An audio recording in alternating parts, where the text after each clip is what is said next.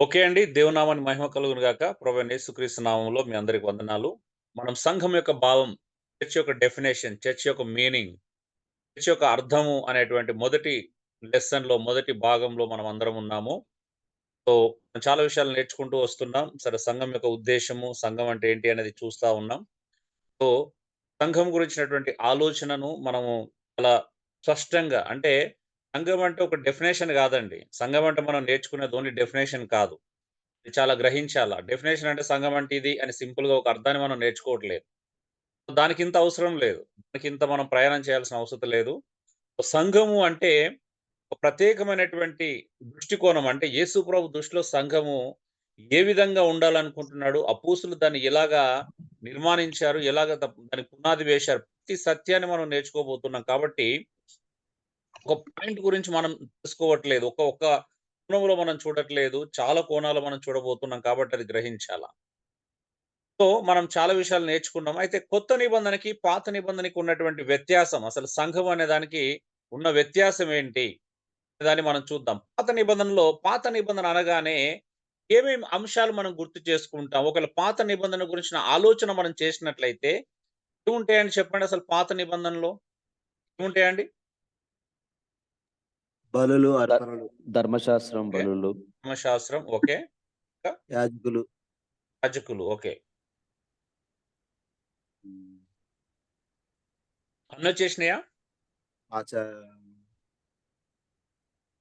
ఒక 4 ప్రధానమైన అంశాలుంటాయి. పాత నిబంధన అనగానే ఎక్కువగా మనకు గుర్తొచ్చే అంశాలు, ఎక్కువగా ఇశ్రాయేల్ ప్రజలు ఏమంటారు అతిశయించే విషయాలు.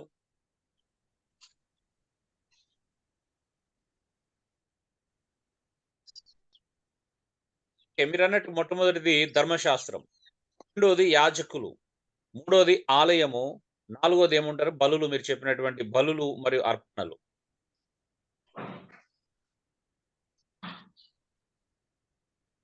ఓకే. సో, ఇప్పుడు పాత నిబంధన అనగానే మనకు కనిపించేదేంది అంటే ధర్మశాస్త్రం. ఎందుకంటే ఇశ్రాయేల్ ప్రజలు మీరు చూడండి యేసు ప్రభు ఉన్న కాలంలో గూడాను యూదులు ధర్మశాస్త్రాన్ని బట్టి గొప్పగా అతిశయించేవాళ్ళు. మాకు మోషే ధర్మశాస్త్రం ఉంది అని గొప్పగా అతిశయించేవాళ్ళు. రెండోది పాత నిబంధనలో ప్రధానమైనటువంటి పాత్ర పోషించే వ్యక్తులను మనం గమనించినప్పుడు యాజకులు కనిపిస్తారు. మూడోది ఆలయం. నాలుగోది బలులు లేదా అర్పణలు. సో, ఇవి ఒకదానికొకటి సంబంధం ఉన్నటువంటి అంశాలు. అవునా అండి? పాత నిబంధనలో ఇవి అవును. ఒకదానికొకటి సంబంధం ఉన్నటువంటి అంశములు. ఆలయం ఉంది అంటే ఆలయంలో బలులు నిర్వహించేవాళ్ళు. ఎవరు నిర్వహిస్తారు బలులు? యాజకులు. యాజకులు బలులు నిర్వహించడం మాత్రమే కాదు, ధర్మశాస్త్రాన్ని కూడా బోధించేవారు. సో, ఇవన్నీ గూడాను ఒకదానికొకటి సంబంధం ఉన్నటువంటి అంశాలుగా మనం చూస్తా ఉన్నాం. మరి క్రొత్త నిబంధన ఆలోచన ఏందండి? కొత్త నిబంధన ఇది కంటిన్యూ అవుతుందా? క్రొత్త నిబంధనకి వచ్చిందా రాలేదా ఇవి 4? హలో! అన్న అంటే ఇవి బలులు ఇవి ఇవి ఉంటాయండి, బలులు లేదు. బలులు లేదు, ఆలయాలు లేవు. కొత్త ధర్మశాస్త్రము నిబంధన కూడా వచ్చింది. అంటే పాత విధిపూర్వక ఆజ్ఞలు తీసేయబడ్డాయి, కొట్టివేయబడ్డాయి. అదే నేనేమంటున్నానంటే ఇవన్నీ ఏమొచ్చిందని అడుగుతున్నాను నేను. కొత్త నిబంధనలోకి ఏమొచ్చిన వీటి కృప స్థానంలో? కృప కృప లేఖనం. కృప కృప ఈ కృప 4 స్థానంలో ఏమొచ్చినాయి? ఈ 4 స్థానంలో కొత్త నిబంధనలు ఏమన్నా వచ్చినాయా? లేకపోతే ఆలయం 4 వచ్చింది, కంప్లీట్‌గా చర్చి. తీసేసి ఆలయం ఇంకేమన్నా వచ్చినాయా? ఆలయం హ్మ్. ఆలయం వచ్చింది. చర్చి యేసు ఆలయం వచ్చిందా? శాస్త్రం మీరెవరెవరు స్థానాల్లో వచ్చింది. హ్మ్. ఇక అంతా లేఖనాలేనండి, దేవుని వాక్యం. సరే, ఒక్కొక్కటి అడుగుతాను. ధర్మశాస్త్రం ప్లేస్‌లో ఏమన్నా వచ్చిందా కొత్త నిబంధనలో? కొత్త నిబంధన ఉంది. ధర్మశాస్త్రం అంటే కొత్త నిబంధన. నిన్ను వారి నీ పొరుగు అని. దేవుని వాక్యం. హుహు. ఓకే. ఇంకా ఎవరైనా? ఇప్పుడు మనకు కొత్త నిబంధనలో ధర్మశాస్త్రం ఉందంటారా? లేదంటారా? లేఖనాలు ఉన్నాయండి. ధర్మశాస్త్రం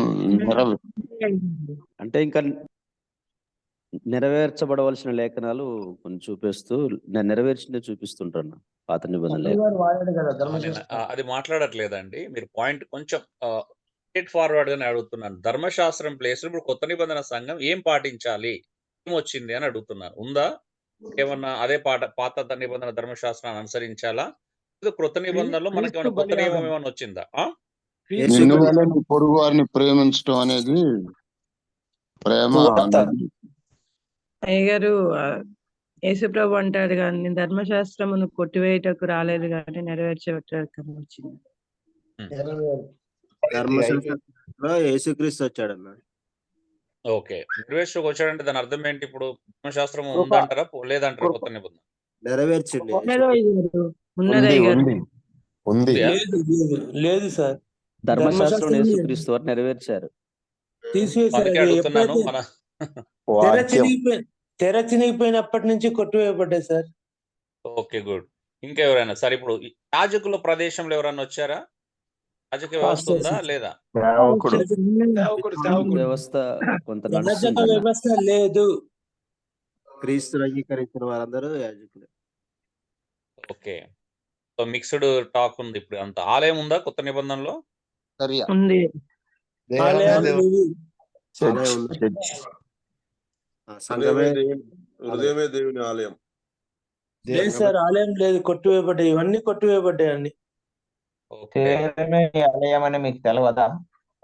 కొట్టివేయబడలేదండి. అందులో బలులు కొట్టివేయబడినాయి, సొంత ఆచారాలు కొట్టివేయబడినాయి కానీ విధిపూర్వకమైన ఆజ్ఞలు కొట్టివేయబడ్డాయండి. పాత నిబంధన వచనాలు కొన్ని నెరవేర్చబడవలసి ఉన్నాయి. కాకపోతే ఏంటంటే కొత్త కృప ఇవ్వబడింది, కృప అనుగ్రహించబడింది కొత్త నిబంధనలో.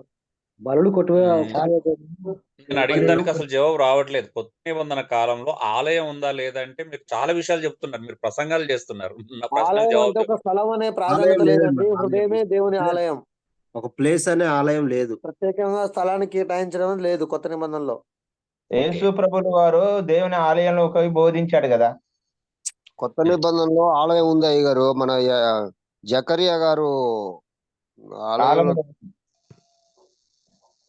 ఆయన బోధించాడు కదయ్యా. పేతురు శృంగారం అనే దేవాలయంలోకి వెళ్ళాడుగా. యేసు ప్రభు పునరుత్థానుడు అయిన తర్వాత జరిగింది. మన హృదయమే సార్ లేదు సార్. మన అందుకే ఆలయం అంటే అక్కాబాయ్ గారికి చెప్పాను. ఇందులో మీలో చాలా మంది ఈ రోజు మాత్రమే జాయిన్ అయిన వాళ్ళు ఉన్నట్టున్నారు. ఇక ఇలా ఉంటుందని చెప్పాను నేను ముందే. సమాజ మందిరం ఉంది కదా. ఈ రోజు అయ్యా, దేవుని మందిరము అనగా దేవుని మందిరము అంటే ఇప్పుడు పాత నిబంధనలో ఆలయాలు అనగా ఇప్పుడు వాళ్ళందరూ కూడా వెళ్ళి ఆ ప్రత్యక్ష గుడారం దగ్గరనో లేకుంటే ఏదో వాళ్ళు బలులు అర్పించేవారు. కానీ ఇప్పుడు అది లేదు. ప్రపంచం అంతా ఒక ఆలయం అయిపోయిందని.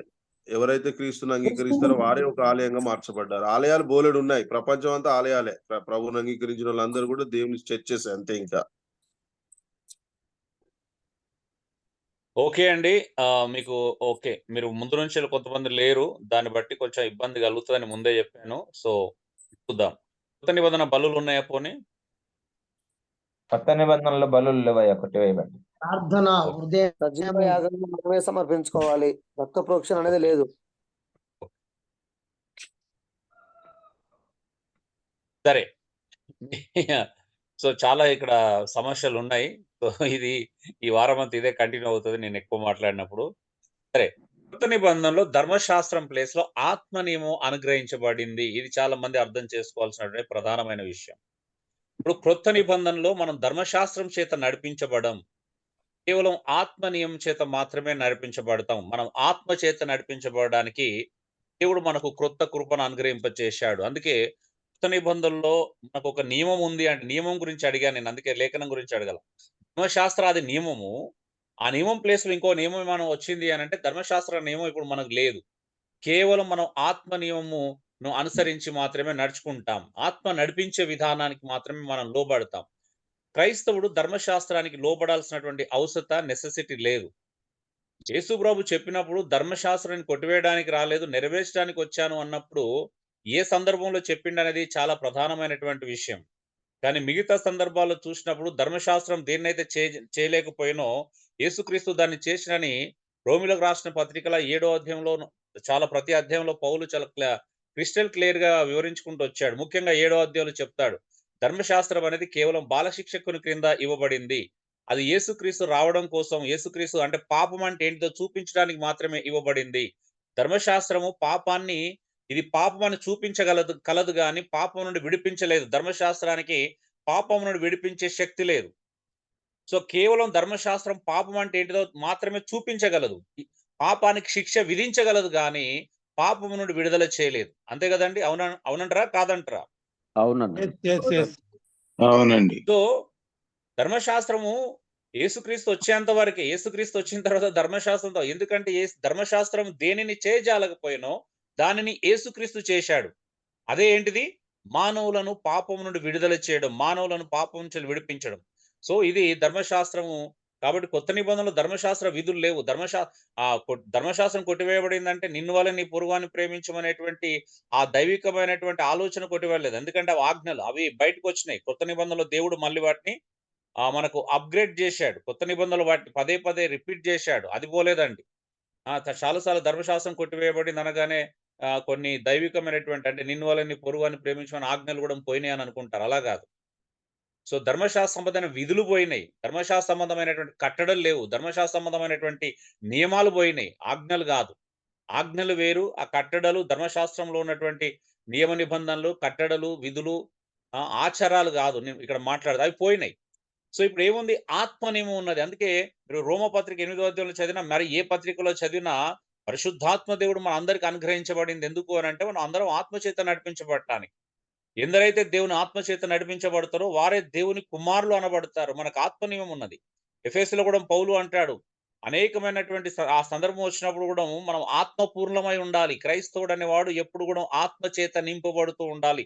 ఆత్మపూర్ణుడ నింపబడడం అంటే ఏంటి? వాళ్ళు ఎగరడం గెంతడం గురించి కాదు, తప్పుగా అర్థం చేసుకోవద్దు. ఆత్మపూర్ణమై ఉండడం అంటే ఆత్మచేత నడిపించబడడం, లెడ్ బై ద స్పిరిట్ అని. ఆత్మ ఏం చెప్తే అది చేయాలి, ఎటు నడిపిస్తే అటు నడిపించబడాలా. అందుకంటే అక్కడ మద్యం మత్తులై ఉండకూడదు. అంటే మద్యం కంట్రోల్లో ఉండొద్దు, మద్యం మత్తులో ఉండొద్దు. మరి దేని కంట్రోల్లో ఉండాలంటే పరిశుద్ధాత్మ యొక్క కంట్రోల్లో ఉండాలని అర్థం. దాని అర్థం చాలా మంది ఆత్మ నింపుదల అంటే ఒక దగ్గర కూర్చొని ఎగరడం, గెంతడం, అరవడం అనుకుంటారు. దాని అర్థం అది కాదు. ఆత్మ యొక్క కంట్రోల్లో ఉండాలి, దాని యొక్క స్వాధీనం ఉండాలి, పరిశుద్ధాత్మ యొక్క స్వాధీనంలో ఉండాలి. అంటే ఆయన చెప్పినట్టు చేయాలి, ఆయన ఎటు నడిపిస్తే అటు నడవాలి అని అర్థం. సో రెండోది, కొత్త నిబంధనలో యాజకులు ఉన్నారా అని అంటే కొత్త నిబంధనలో యాజకులు ఉన్నారు. కొంతమంది అన్నారు పాస్టర్లు మాత్రమే యాజకులు అని. పాస్టర్లు యాజకులు అని బైబిల్ ఎక్కడ కూడా చెప్పదండి. అలాంటి ఆలోచన బైబిల్ ఇవ్వలేదు ఇప్పటి వరకు. చాలా మంది పాస్టర్లు ఏమనుకుంటారు అంటే మేము యాజకులం అనుకుంటారు, మేము మాత్రమే యాజకులం అనుకుంటారు. పాత నిబంధన యాజకుల స్థానంలో దేవుడు క్రొత్త నిబంధనలో పాస్టర్లను తీసుకురాలేదు.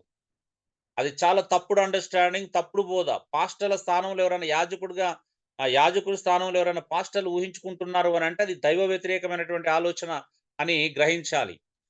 1 పేతురు 2:9 ప్రకారం కొత్త నిబంధనలో ప్రతి విశ్వాసి యాజకుడే, యేసుక్రీస్తును అంగీకరించిన ప్రతి విశ్వాసి యాజకుడే. దేవుడు ఇతరులను యాజకులు, ప్రతి విశ్వాసిని యాజకుడు అని చెప్పిన తర్వాత కూడా లేదు మీరు యాజకులు కాదు, నేను ఒక్కనే యాజకుడిని సేవ చేస్తున్నా కాబట్టి నేను మాత్రమే పాస్టర్ మాత్రమే యాజకుడు అని ఎవరైనా బలంగా నమ్మినట్లయితే దేవుని నియమాలను, దేవుని యొక్క సత్యాన్ని తృణీకరించిన వాళ్ళు అవుతారు. మీరు ప్రకటన గ్రంథంలోకి వెళ్తే కూడా దేవుడు అంటే క్లియర్ గా చెప్తాడు, ప్రభువైన యేసుక్రీస్తు తన రక్తాన్ని కార్చి, ప్రభువా నువ్వు మా దేవుని కొరకు ఒక యాజకులను చేస్తున్నాడు, యాజకులను కొన్నావంటాడు. అంటే యేసుక్రీస్తు రక్తాన్ని విశ్వసించే ప్రతి వ్యక్తి యాజకుడే. అవునంటారా కాదంటారా? అవును. ఎస్ అండి. ఈ విషయంలో ఎవరికన్నా అనుమానం ఉంటే తర్వాత నాతో డౌట్లు అడగవచ్చు. మీరు 100 డౌట్లు అడగవచ్చు. సాయంత్రం వరకు మీతో టైం స్పెండ్ చేయడానికి నేను సిద్ధంగా ఉన్నాను. యాజకుడు అందరూ అందరం యాజకులమా, కొందరమేనా? అందరం యాజకులమే. యేసుక్రీస్తును అంగీకరించిన ప్రతి విశ్వాసి యాజకుడే. దయచేసి అందుకే చెప్తున్నాను, పాత నిబంధన వ్యవస్థను క్రొత్త నిబంధనలకు రుద్దడానికి ప్రయత్నం చేయకూడదు ఎప్పుడు కానీ. ఎందుకంటే మనం పాత నిబంధన వ్యవస్థలోనే ఉన్నాం తెలియకుండా. తెలిసో తెలియకో మనం లేఖనాలను కొత్త నిబంధన వ్యవస్థలోకి రాలేదు. యేసుక్రీస్తు తీసుకొచ్చిన వ్యవస్థలో రాలేదు. ఇంకా మనం పాత నిబంధన వ్యవస్థలో ఉండి ఇప్పటికి కూడా ఈ నాలుగు నియమాలనే మనం ఇప్పటికి ఫాలో అవుతున్నాం తెలియకుండా. అంటే వీటి స్థానంలో మనం కొన్ని తెచ్చుకున్నాం, మనకు నచ్చినట్టు తెచ్చుకున్నాం. ధర్మశాస్త్రం ప్లేస్ లో మనం కొన్ని నియమాలు పెట్టుకున్నాం. యాజకుల స్థానంలో పాస్టర్లను పెట్టుకున్నాం. అలాగా బలుల స్థానంలో ఇంకా డబ్బులో లేకపోతే అదో ఏదో పెట్టేసుకున్నాం మనం. అవునా అండి? అది మనం పెట్టుకున్న నియమాలు, బైబిల్ చెప్తున్న నియమాలు కాదు. బైబిల్ అలా మార్చలేదు. సో యాజకులు, విశ్వాసులందరూ యాజకులే. గుర్తుపెట్టుకోండి, ప్రతి విశ్వాస యాజకుడు అనే విషయాన్ని గుర్తుపెట్టుకోండి. స్వయంగా యేసు ప్రభే ప్రతి విశ్వాసిని మీరు నా యాజకులు అని చెప్తే లేదు నేను దాన్ని ఒప్పుకోను అని ఎవరన్నా అంటే అది ఎవరిని వ్యతిరేకించినట్టు అవుతుందండి? దేవుని ధిక్కరించినట్టు అవుతుంది. దేవుని ధిక్కరించినట్టు అవుతుంది. క్రీస్తును ధిక్కరించినట్టు అవుతుంది. పరిశుద్ధ లేఖనాలను ధిక్కరించినట్టు అవుతుంది. పరిశుద్ధాత్మ దేవుని ధిక్కరించినట్టు అవుతుంది. అపోస్తుల బోధన ధిక్కరించినట్టు అవుతుంది. కాబట్టి బీ కేర్ఫుల్. ఇక్కడ మీరు తప్పు చేయకూడదని మాత్రమే చెప్తున్నాను. మీ యొక్క హక్కు నేను తీసుకోవడానికి ప్రయత్నం చేయట్లేదు. మీ హక్కును మీకు మళ్ళీ గుర్తు చేస్తాను. దేవుడు మీకు ఇచ్చిన ధన్యత, దేవుడు మీకు ఇచ్చినటువంటి ఆధిక్యతలు వేరే ఉన్నాయి. కేవలం నేనొక్కని యాజకుడు అంటే మాత్రమే అది ఆధిక్యత కాదది. ఆ ఆధిక్యత మనము ప్రతి విశ్వాసికి దేవుడిచ్చిన ఆధిక్యతను నేను దొంగిలించడానికి నాకు అధికారం లేదు. మూడోది ఆలయం. కృత నిబంధన ఆలయం. చాలా మందికి ఉన్నటువంటి తప్పుడు అవగాహన ఏంటి అనంటే, పాత నిబంధన ఆలయం వ్యవస్థలో కొత్త నిబంధనలోని చర్చిలు వచ్చినాయని చాలా మంది నమ్ముతున్నారు. అది 100% దైవ వ్యతిరేకమైనటువంటి, వాక్య వ్యతిరేకమైనటువంటి ఆలోచన. అక్కడున్నటువంటి మందిరం అంటే యెరూషలేం మందిరం ప్లేస్‌లో చర్చిలు రాలేదండి. చర్చి అన్నా గూడా మనమే. విశ్వాసుల సమూహాన్నే చర్చ్ అంటారు. తెలుగులో సంఘమును, ఇంగ్లీష్‌లో చర్చ్ అంటాం. చర్చ్ అన్నా, సంఘం అన్నా 2 ఒకటే. చాలా మంది భ్రమపడుతుంది ఏంది అంటే సంఘం అంటే మనుషులు, చర్చ్ అంటే బిల్డింగ్ అనుకుంటున్నారు. మందిరం అనుకుంటున్నారు. అవునా? అవునయ్య గారు. చర్చ్ అంటే బిల్డింగ్ గాదండి. చర్చ్ అనే పదము ఇంగ్లీష్ పదం అంతే. సంఘం అనేది తెలుగు పదము. మీరు ఇంగ్లీష్ బైబిల్‌లో చూస్తే సంఘం అనే ప్రదేశంలో ప్రతి చోట చర్చ్ అనే ఉంటుంది. సో చర్చ్ అన్న, సంఘం అన్న ఒకటే. రెండిటి అర్థం కూడా విశ్వాసుల సమూహమే కానీ బిల్డింగ్ లేదా మందిరం అనే అర్థం ఎక్కడ కూడా రాదు. క్రొత్త నిబంధనలో ఆలయం ఉంది. ఏంటిది ఆలయం అంటే విశ్వాసులందరూ ఆలయమే. కొత్త నిబంధనకు వచ్చేసరికి ప్రజలే ఆలయం. మొదటి కొరింథీ 3 మనం లేఖనాల తర్వాత చూస్తాం. ప్రతి విశ్వాసి అందరం విశ్వాసులందరూ కూడా ఆలయం అండి. కృత నిబంధనలో ఫిజికల్ టెంపుల్ లేదు. కృత నిబంధన కాలంలో అంటే మీరు బైబిల్‌లో ఉందని చెప్తున్నారు. అది కూడా పాత నిబంధన ఆలయమే. అది కృత నిబంధన ఆలయం కాదు. ఇప్పుడు శృంగారమను దేవాలయం ఉందంటే శృంగారమను దేవాలయం ఎక్కడిది? దేవాలయంలో ఒక చిన్న భాగం అది. యెరూషలేం దేవాలయంలో ఒక భాగం. అపోస్తులు ఆలయంలోకి వెళ్ళలేదంటే ఆ దేవాలయం ఏంటిదది? హేరోదు దేవాలయం వాళ్ళెళ్ళింది. సో హేరోదు దేవాలయంకును కృత నిబంధన ఆలయానికి సంబంధం లేదు. హేరోదు దేవాలయం అనేది పాత నిబంధన కాలానికి సంబంధించింది. యేసు ప్రభువు సిలువ వేయబడినప్పుడు ఆ దేవాలయం యొక్క అడ్డుతెర చినిగి ఇంకా పరిశుద్ధ స్థలము, అతి పరిశుద్ధ స్థలము అనేటువంటి వ్యత్యాసము లేకుండా అందరూ దేవుని దగ్గరికి నేరుగా రావచ్చు అని దేవుడి యొక్క సూచనగా చూపించాడు. మళ్ళీ మనం ఏం చేస్తున్నామంటే దేవుడు సిలువలో మరణించిన తర్వాత తిరిగిపోయినటువంటి ఆ అడ్డుతెరను మనం ఏం చేస్తున్నామంటే మళ్ళీ సూది దారం వేసుకొని కుట్టేసుకుంటున్నాం మనం. నిజమా కాదా? అవును, అవును. Yes. ఆల్రెడీ తీసేసిండు. ఇప్పుడు ప్రతి విశ్వాసి అబ్బా తండ్రి అని మొర్రపెట్టే దత్తపుత్రాత్మ ప్రతి విశ్వాసి కలిగి ఉన్నాడా? మధ్యవర్తులు ఉన్నారా ఇప్పుడు మనకి మళ్ళీ? లేదు, కలిగి ఉన్నాడు. డైరెక్ట్ దత్తపుత్రాత్మ డైరెక్ట్, డైరెక్ట్ అందరికి. మరి డైరెక్ట్ యాక్సెస్ ఇచ్చిన తర్వాత మళ్ళా నేను మధ్యవర్తిగా బిహేవ్ చేస్తారని ఎవరైనా వస్తే తప్పవుతుందా? రైట్ అవుతుందా? తప్పయ్య గారు. డైరెక్ట్ క్రీస్తుని కేంద్రంగా చేయాలి కానీ మధ్యవర్తిగా మన మనసులో ఆధిపత్యం చేయించొద్దు. ఇప్పుడు మళ్ళీ చాలా మంది తెలియకుండా అంటే తెలుసో తెలియకో మీలో చాలా మంది తప్పుగా అర్థం చేసుకోవద్దండి. నేను మీకు వ్యతిరేకం కాదు. లేఖనాలు మాత్రమే మీ ముందు పెడుతున్నాను. సో తెలుసో తెలియకో మళ్ళీ మనం తప్పు చేయకూడదు. ఎందుకనంటే కొత్త నిబంధనలో ఎవరైనా మధ్యవర్తి ఉన్నాడంటే యేసుప్రభు ఒక్కడే. ఇంకా యాజక మధ్యవర్తం లేదు. పాస్టర్ల మధ్యవర్తిత్వం లేదు ఇప్పుడు మనకి. యేసుప్రభు ఒక్కడే. దేవుడు ఒక్కడే. దేవునికి నరులకు మధ్యవర్తి ఒక్కడే. ఆయనే క్రీస్తు యేసు అను నరుడు. ఎవరైనా ఆ స్థానాన్ని తీసుకోవడానికి దయచేసి ఎవరు ప్రయత్నం చేయకూడదు. యేసుక్రీస్తు స్థానాన్ని దయచేసి తీసుకోకండి. ఎందుకంటే దేవునికి మనుషులకు మధ్యవర్తి కేవలం యేసుక్రీస్తే. దేవుడు ప్రజల్ని తన కుమారుడైన క్రీస్తు ద్వారా మాత్రమే చూస్తాడు. అవునా కదండి? Yes. కాబట్టి ఆ స్థానాన్ని ఎవరు తీసుకోవడానికి ప్రయత్నం చేయకండి. అది చాలా ప్రమాదకరమైన విషయం. రేపు దేవుని దగ్గర నిలబడినప్పుడు మనకు చాలా సమస్యలు ఉంటాయి. ప్రజలు సో ఆలయం ప్లేస్‌లో అందరం ప్రతి విశ్వాసి దేవుని ఆలయం అని చూస్తున్నాం. అలాగే బలులు ఉన్నాయా? బలులు ఉన్నాయి. మార్చబడ్డాయి. బలులు అనేది జంతు బలి లేదు. మనము ధర్మశాస్త్రంలో ఉన్నట్టు ఆ బలులు లేవు. ఫస్ట్ బలి ఏంటో తెలుసా అండి? యేసుక్రీస్తే మనందరి కోసం అంటే మన కోసం బలయ్యాడు ఆయన. యేసుక్రీస్తు మొదటి బలి. అయిపోయింది. ఇంకా బలి లేదు. 2000 సంవత్సరాల క్రితం అసలైన బలి జరిగిపోయింది. ఇంకా 2 బలులు మిగిలున్నాయి. యేసుక్రీస్తు బలితో అది పూర్తి కాలేదు కొత్త నిబంధనలో. ఒక 2 బలులు మిగిలున్నాయి. అదేంటో తెలుసా? రోమా 12:1-2 ప్రకారం మనం అందరము ఫస్ట్ సజీవ యాగంగా దేవునికి అప్పగించుకోవాలి. ఇది రెండో బలి. యేసుక్రీస్తు బలి తర్వాత ప్రతి విశ్వాసి బ్రతికుండగానే, ప్రాణం ఉండగానే తన కోరికలు, తన ఆశలు, తన ఆశయాలు అన్ని చంపేసుకొని యేసుక్రీస్తు కొరకు బ్రతకాల. అందుకే మనస్సు మారి రూపాంతరం చెందుతూ దేవుని యొక్క సంపూర్ణమైన చిత్తమేదో, పరిపూర్ణమైన చిత్తమేదో, దేవునికి అనుకూలమైన చిత్తమేదో అనేటువంటి ఆ చిత్తాన్ని వెతుకుతూ ముందుకు సాగడమే అది సజీవమైన బలి అంటారు. ఎవరికి నచ్చినట్టు వాళ్ళని జీవిస్తే అప్పుడు సజీవమైన బలి ఎక్కడ జరిగినట్టు ఇప్పుడు? సో కాబట్టి మనం చెక్ చేసుకున్నది ఒకటి, ఇప్పుడు మనం నిజంగా సజీవంగా బలి అయినామా లేదా అనేది. అయినామా అండి? కాలే ఇంకా పూర్తిగా కాలే. మన మైండ్ మన మీద డామినేట్ చేస్తుంది. లేఖనాల కంటే పరిశుద్ధాత్మ దేవుని కంటే కూడా మన అవును. మైండ్ చాలా డామినేట్ చేస్తుంది మన మీద. అవునా? అవునవును. మన డినామినేషన్లు డామినేషన్ చేస్తున్నాయి, మన ఆర్గనైజేషన్లు డామినేట్ చేస్తున్నాయి.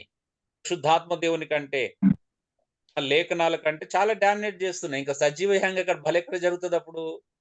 సో మనమందరం ఇంకా బలి కావాల్సినటువంటి అవసరత చాలా ఉంది. కాబట్టి ఈ రోజు నుంచి అలా అవుదాం.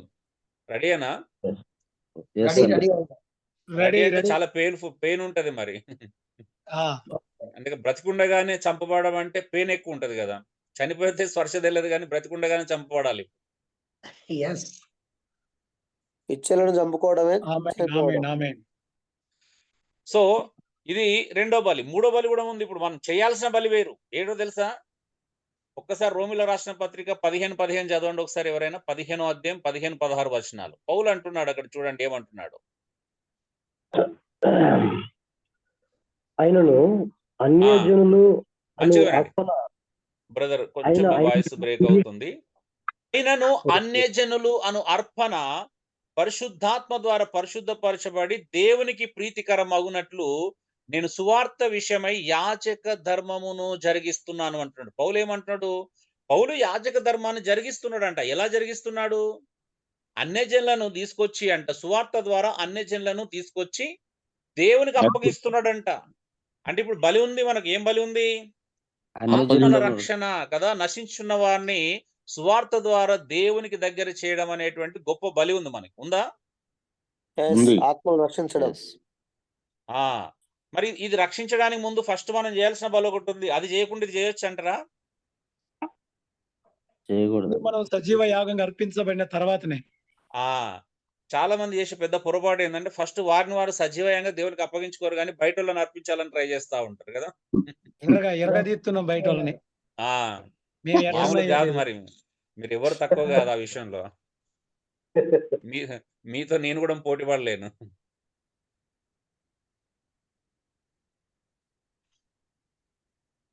బ్రదర్స్ మళ్ళీ బ్రతిమలాడుకుంటున్నాను, దయచేసి వీడియోలు టచ్ చేసుకోకండి, వీడియో లాంచ్ చేసుకోకండి. నేను మిమ్మల్ని చూస్తే నాకేం రాదు. ఇప్పుడు జస్ట్ స్క్రీన్ చూడండి, నా మాట వినండి. మిమ్మల్ని మీరు కనబరుచుకోవడానికి ప్రయత్నం చేయకండి. మీరు వీడియోలు ఆన్ చేసుకుంటే నేను ఏం చేయాలి మిమ్మల్ని చూసుకొని? మనం క్లాస్ అయిపోయినంటే వీడియోలు ఆన్ చేసుకొని చూసుకుందాం, ఒకరి ముఖాలు ఒకరు చూసుకొని పలకరించుకుందాం. కూడా సంతోషం మిమ్మల్ని చూడడం. కానీ క్లాస్ జరుగుతున్నప్పుడు వీడియోలు ఆన్ చేసుకోకండి దయచేసి. Mister Jacob India brothers,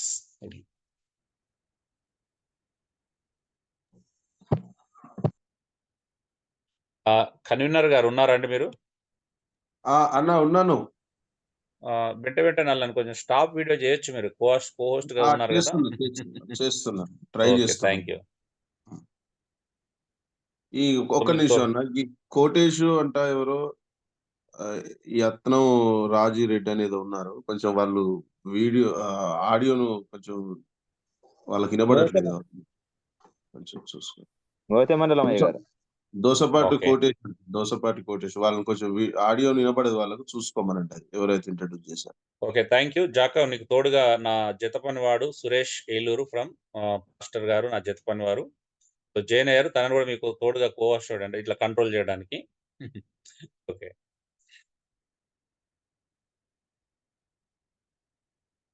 so మొదటి బలి క్రీస్తు అయిపోయాడు. రెండోది మనల్ని మనం సజీవయాంగా సమర్పించుకోవాలి. మూడోది సువార్త ద్వారా ఇతరులని దేవుని దగ్గర తీసుకురావడమే గొప్ప యాజకత్వం. ఈ యాజకత్వం కేవలం సేవకులే చేయొచ్చా, విశ్వాసం కూడా చేయొచ్చా? పోనీ విశ్వాసులు కూడా రావచ్చు కదా. ప్రతి విశ్వాస యాజకుడు అనగానే అంటే మేమేం చేస్తామంటే, మీ పనినేం దొంగిలించారు విశ్వాసులు, గుర్తుపెట్టుకోండి. విశ్వాసులు అందరు యాజకులు అయితే సేవకుల పని పెరుగుతుంది కానీ తగ్గదు. అవునా కదండి? అవును. చాలా మంది సేవకులకు ఏంటంటే ఇన్సెక్యూరిటీ ఫీలింగ్ ఉంటది. విశ్వాసులందరూ యాజకులు అయితే నా పరిస్థితి ఏంటి అని ఇన్సెక్యూరిటీ ఫీలింగ్ ఉంటది. నాకు తెలిసి ప్రపంచం తప్పుగా అనుకోవద్దు. నేను ఇలాంటి సేవకునే కాబట్టి నేను అరమర లేకుండా మీతో ఓపెన్ గా మాట్లాడుతున్నా. మీరు నాతో పాటు జత పని వారని. సో కాబట్టి ఎవరు తప్పుగా అర్థం చేసుకోవద్దు. అంటే క్రైస్తవ ప్రపంచంలో పాస్టర్లకు ఉన్నంత అభద్రతా భావం నేను ఎక్కడ చూడలేదు. నిజమేనా? ఎస్ అన్న, అవును. అవును. Yes yes so insecurity feeling, అభద్రత భావం. ఎందుకంటే మనకు అంత అభద్రత భావం ఎటు పోతుంది చెప్పండి? మనం దేవుని పరిచారకులు, దేవుడు మన సేవ అప్పగించినట్లయితే ఇంకా ధైర్యంగా ప్రతి విశ్వాసి పనిచేస్తే నా పరిచర్య పెరుగుతుంది కానీ తగ్గుతుందా అండి?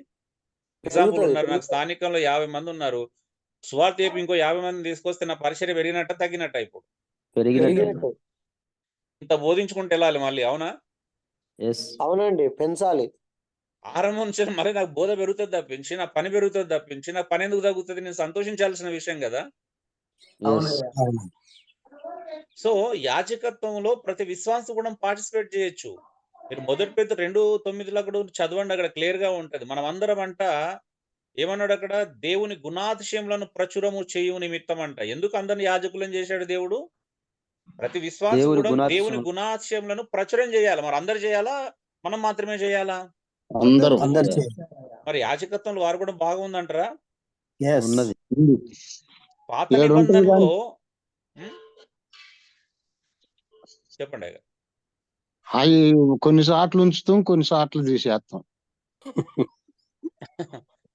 సరే, అది చూద్దాం.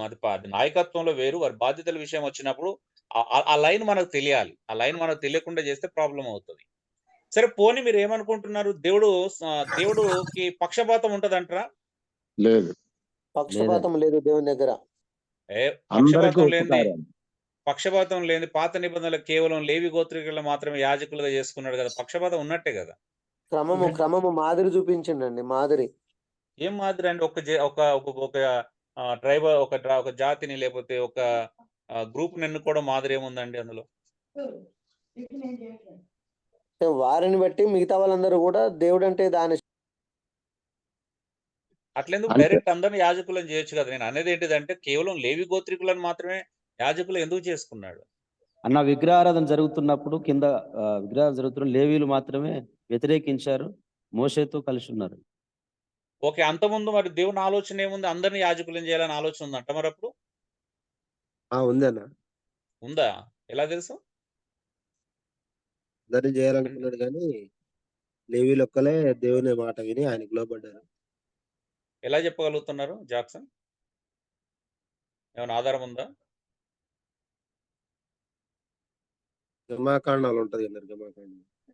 Very good. 19:5 చదవండి. నిర్గమకాండం 19:5 రౌండ్ అది ఇది అండర్లైన్ చేసుకోండి. చాలా మంది గుర్తుపెట్టుకోండి. 19:5 ఒకసారి చూడండి. నిర్గమ 19:5.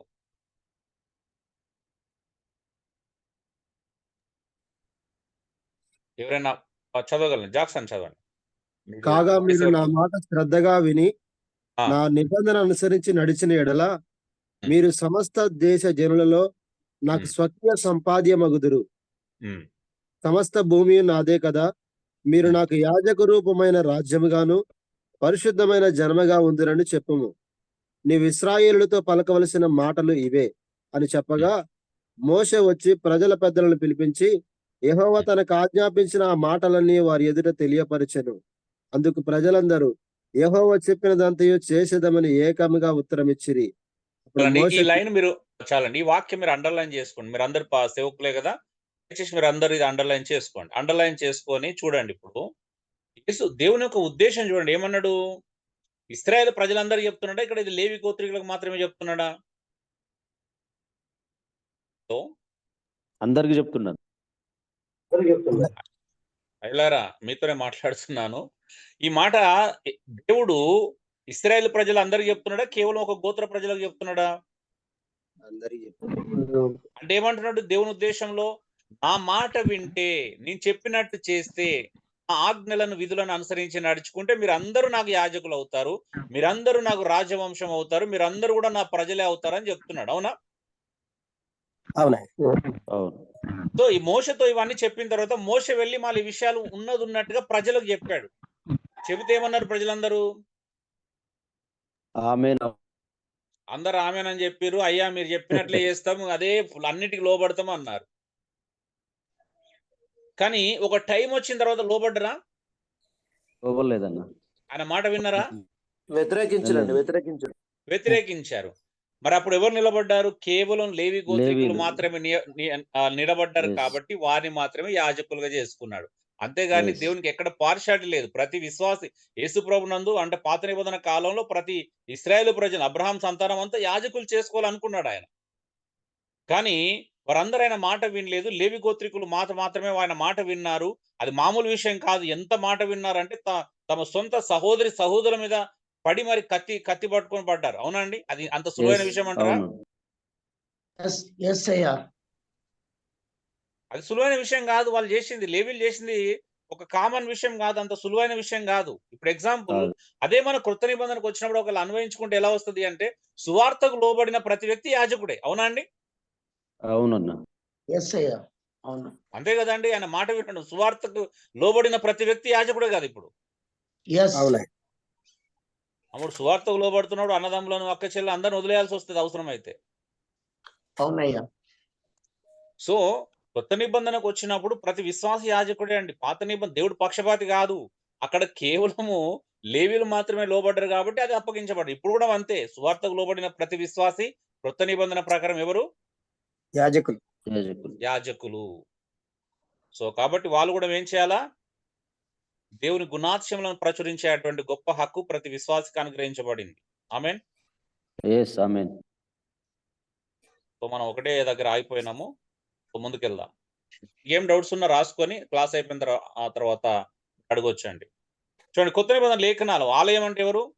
అందరూ 1 కొరింథీ 3:16 మీరు దేవుని ఆలయమై ఉన్నారనియు దేవుని ఆత్మ మీలో నివసించున్నాడని మీరు ఎరగరా? కొత్త నిబంధన ప్రకారం దేవుని ప్రజలే, విశ్వాసులందరూ ఆలయమే. మళ్ళీ వేరే ఆలయం లేదు మనకి. ఓకే, చర్చ్ ఆలయం Yes. కాదండి. చర్చ్ అన్న కూడా విశ్వాసులు మనమే. సో లేఖనాలు 1 పేతురు 2:9 అందరం యాజకులే. ప్రతి విశ్వాసి దేవుని యాజకుడే. అవును. బలులు రోమ 12:1-2 ప్రకారం మన దేహములను సజీవంగా దేవునికి సమర్పించుకోవాలా. సో ఫిలిప్ లో చూస్తే మనం ఆత్మ వల్ల జీవిస్తున్నాం. అందుకే మనం ఎప్పుడు కూడా తీర్పు తీర్చినా ఏం చేసినా ఆత్మ వలన లేఖనాలను బట్టి చేయగలుగుతాం. సో కాబట్టి కొత్త నిబంధన నియమం ఏంటిది? ఆత్మ నియమం అండి. కొత్త నిబంధనలో మనం అందరం ఆత్మ చేత నడిపించబడాలి. కానీ ఈరోజు అది మిస్ అయిపోయినాం, మనం కోల్పోయినాం. ఆత్మ నడిపింపును చాలా మంది కోల్పోయారు. ఎవరికి నచ్చినట్టుగా వారి ఇచ్చలను బట్టి లేకపోతే సంస్థల నియమాలను బట్టో డినామినేషన్ యొక్క పద్ధతులను బట్టో బ్రతికేస్తున్నాం తెలియకుండానే. మన పరిచయలు కూడా అవే ఏలుబడి చేస్తున్నాయి. ఆత్మ నియమం పక్కన పోయింది. ఆత్మ నడిపింపు పక్కన పెట్టేసుకున్నాం మనం. రెండోది, మనం మొదటి ఏం చూసినామండి? మనం సంఘం అంటే ఏంటో కాదో చూస్తున్నాం కదండి. ఫస్ట్ పాయింట్, మనం సంఘం అంటే ఏంటి కాదు. సంఘం అంటే కట్టడం కాదు అని చెప్పడం కోసం ఇదంతా చూసాం ఇప్పటిదాకా. సంఘం అంటే ఒక నిర్మాణం కాదు. సంఘం అంటే ఒక బిల్డింగ్ కాదు. సంఘం అంటే ఒక కట్టడము కాదు. సంఘం అంటే ఒక భవనం కాదు అని చూశాం. రెండోది, సంఘముగా కూడుకోవడం ఆదివారం అనే దినానికి పరిమితం కాదండి. ఎందుకు ఈ మాట చెప్తున్నామంటే చాలా మంది ఆదివారం కలుసుకుంటేనే సంఘం, మిగతా దినాల్లో కూడికైన సంఘం కాదనుకుంటున్నారు. అవునా? సంఘం ఎప్పుడు కలుసుకున్న సంఘమే. అవునా అండి? అవునన్నా. ఇప్పుడు మన పరిస్థితి ఎలా ఉంది అంటే, ఫ్యామిలీ అంటే ఏంటిది? ఇప్పుడు మీరు భార్యాభర్తలు ఉన్నారనుకోండి, మీ పిల్లలు ఉన్నారు, మీరు నలుగురు కలిసి ఇంట్లో ఉంటే మాత్రమే ఫ్యామిలీ. కానీ ఇప్పుడు మీరు ఒకవేళ పొరపాటున నలుగురు కలిసి బస్సులో ఉన్నారనుకోండి, మీరు ఏమరు? అప్పుడు మీరు ఫ్యామిలీ కాదు. ఫ్యామిలీ. పొరపాటున మీరు కార్లో ప్రయాణం చేస్తున్నారు అనుకోండి, మీరు ఎవరు? ఫ్యామిలీ కాదు. ఫ్యామిలీ అలా ఎలా అవుతుందండి? ఇంట్లుంటేనే ఫ్యామిలీ కాదన్నా. ఇట్లా తయారైందయ్యా. అట్లా తయారైంది. థ్యాంక్ యూ అండి, మీరు అర్థం చేసుకున్నారు. తయారు సో చేసి సంఘాన్ని చేసిరట జాక్సన్ తయారు చేసిరు.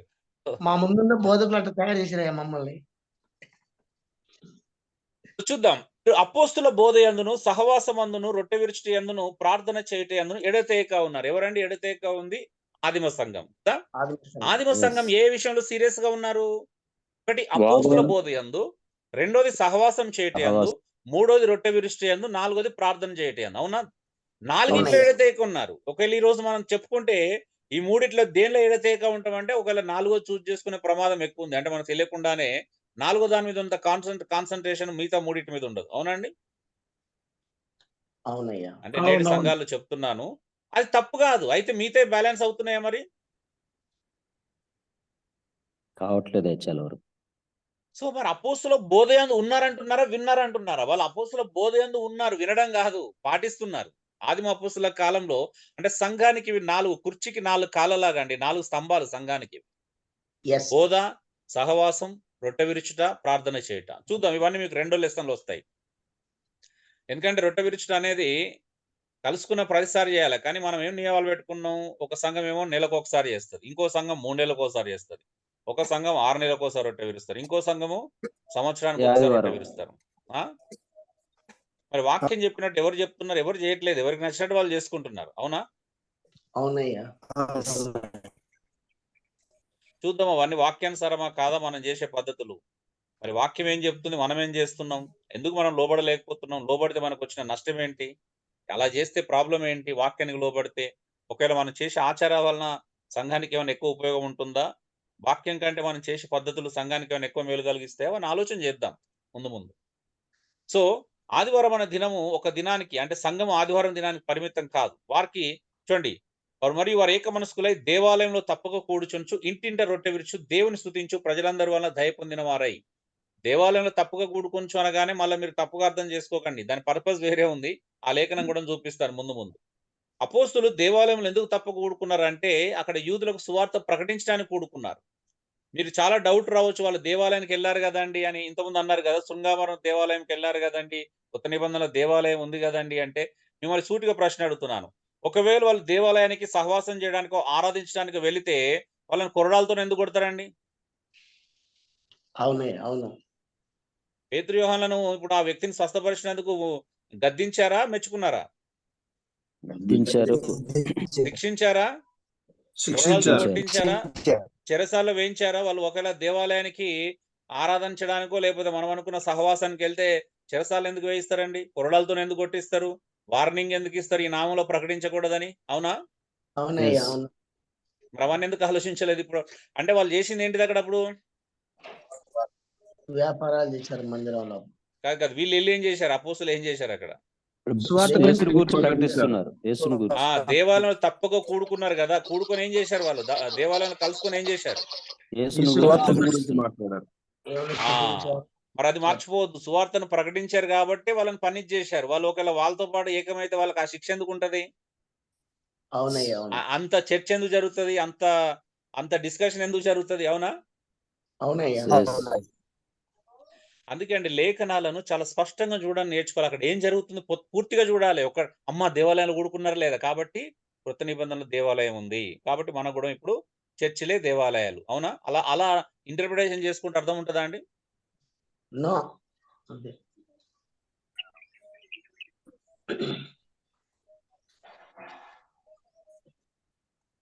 సో కాబట్టి ఇవన్నీ ఆలోచించాలా. అందుకే వాళ్ళు ప్రతిదినం దేవాలయంలో ప్రతిదినం ఇంటింట కలుసుకున్నారు. ఆదివారం నాడు సంఘంగా కూడుకోవడం తప్పు కాదు, కానీ ఆదివారం నాడు మాత్రమే సంఘంగా కూడుకోవాలని బోధించడం, ఇతర దినాలు విశ్వాసుల కూడిక సంఘం కాదని, ఆదివారం నాడు విశ్వాసుల కూడికనే సంఘంగా పరిగణించడం తప్పు. కృత నిబంధన సంఘ కూడిక ఒక దినానికి పరిమితం కాలేదు. నిజానికి ఆదిమ సంఘము ప్రతిదినం కూడుకునేవారు. అవునండి? మాక్సిమం వాళ్ళకి ఎంత వీలైతే అంత కలుసుకున్నారు, సహవాసం చేశారు, రొట్టె విరిచారు, ప్రేమను పంచుకున్నారు కదా. అవునయ్యా. సో సంఘము ఎంత త్వరగా కలుసుకుంటే అంత మంచిది, సంఘం ఎంత ఎక్కువ కలుసుకుంటే అంత క్షేమం, సంఘం ఎంత లేటు కలుసుకుంటే అంత నష్టమే వాస్తవం చెప్పాలి. ఎందుకనంటే ఈ లోకం యొక్క వ్యాపకాలను, ఈ లోకాన్ని మనం జయించాలంటే సంఘం ఆధ్యాత్మిక సహవాసంలో ఎక్కువ ఉండాలి. అవునంటారా కాదంటారా? అవునయ్యా. అంత మాత్రమే కాదు, మనకు ఒక అలవాటు అయిపోయింది. ఏంటి అంటే ఆదివారము సంఘంగా మనం సంఘాన్ని విభజించుకుంటూ వచ్చాం. వాస్తవం చెప్పాలంటే అపోస్తులు ఎప్పుడు సంఘాన్ని విభజించలేదు, మనమే విభజించుకుంటూ వచ్చినాము. అదే కొంత మంచి జరిగింది, కానీ మంచి కంటే చెడు ఎక్కువ జరగకుండా చూసుకోండి ఏదైనా కానీ. ఎందుకంటే మనకు బుధవారం కూడుకుంటే ఒక కూడిక, గురువారం కూడుకుంటే ఒక కూడిక, శుక్రవారం కూడుకుంటే ఒక కూడిక, శనివారం కూడుకుంటే ఒక కూడిక, ఆదివారం ఒక కూడిక. నాకు తెలిసి సోమమంగళ తప్పించి మనకు 5 కూడికలు ఉన్నాయి. అవునా? అవునయ్యా. మంగళవారం ప్రార్థనలు కూడా ఉంటాయన్నా? ఉంటాయా? ప్రార్థనలు ఉంటే తప్పేం లేదు. అంటే ఇవన్నీ కూడుకోవడం తప్పని చెప్పట్లేదు. అంటే మనకు బుధవారం యవనస్తుల కూడిక, గురువారం స్త్రీల కూడిక, శుక్రవారం ఇంకేదో కూడిక, శనివారం ఉపవాస కూడిక అన్నట్టు మన కూడికలు ఎక్కువైపోయినాయి. కానీ ఆ కూడికలోనే చాలా తీసివేతలు కూడా జరిగిపోయినాయి, తెలియని తీసివేతలన్నీ. క్రీస్తుని తీసేసినాం, వాక్యాన్ని తీసేసినాం. అవునా? ఆధ్యాత్మికం తీసేసుకున్నాం, ఆచారాలు మిగుల్చుకున్నాం ఫైనల్ గా. సో కూడిక యొక్క ఉద్దేశం అంటే ఎప్పుడు కలుసుకున్న సంఘమే అండి. సంఘమే. సంఘాన్ని మనము మార్చడానికి మనకు లేదు. విశ్వాసులు కలుసుకున్నారంటే సంఘమే. అవునా? ఇప్పుడు ఆ కూడికలు అడగొచ్చా? బ్రదర్ మీరు అడగొచ్చు, కానీ మీ వాయిస్ బ్రేక్ అవుతుందండి, మీకు సిగ్నల్ ప్రాబ్లం ఉంది. ఒకవేళ మీరు ప్రశ్న రాసుకోండి, క్లాస్ అయిపోయిన వెంటనే మీరు దాన్ని మళ్ళీ నన్ను దయచేసి గుర్తుపెట్టుకొని అడగండి. అయ్యగారు చెప్పారు కదండి.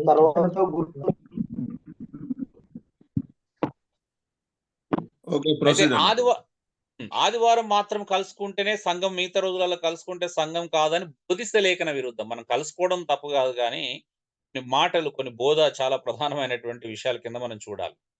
ఇప్పుడు సంఘం ఒక వ్యక్తి కాదు కాబట్టి క్రైస్తవ స్థానిక సంఘములలో భాగస్థులుగా లేని ఏకాంత క్రైస్తవ జీవితాన్ని గురించి జాగ్రత్త పడదాం. సంఘం అంటే వ్యక్తి కాదండి. కొంతమంది ఇండివిజువల్ గా ఉంటారు. సో మీరు సేవకులు కాబట్టి మీకు ఆ ప్రాబ్లం లేదు. విశ్వాసుల్లో చాలా మంది వ్యక్తిగతంగా ఉంటారు. ఏ సంఘానికి వెళ్ళరు, ఇంట్లో ఉంటారు. ఫోన్ చేస్తే అన్న నేను ఇంట్లో ప్రార్థన చేసుకుంటున్నా, బైబిల్ చదువుకుంటున్నా అని చెప్తా ఉంటారు. అవునా?